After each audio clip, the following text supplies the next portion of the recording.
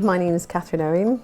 I have a husband and I have 3 boys. They range from 10 to 19. But easy to say, what don't they use computers for? If one person was playing a game and my youngest, for instance, because he's always on YouTube, wanted to download something on YouTube and he was on there, my husband would shout to me, can you get him off because he's interfering with my game, because he'd have a lot of lagging and the game would actually stop. So we had a date, the engineer arrived, he was only here an hour, he was absolutely brilliant. The house runs much more smoothly now, there's no arguments about whose turn it is to go on the computer. Everybody can go on the computer or a laptop or a smartphone at the same time, and it's just lovely to have that freedom.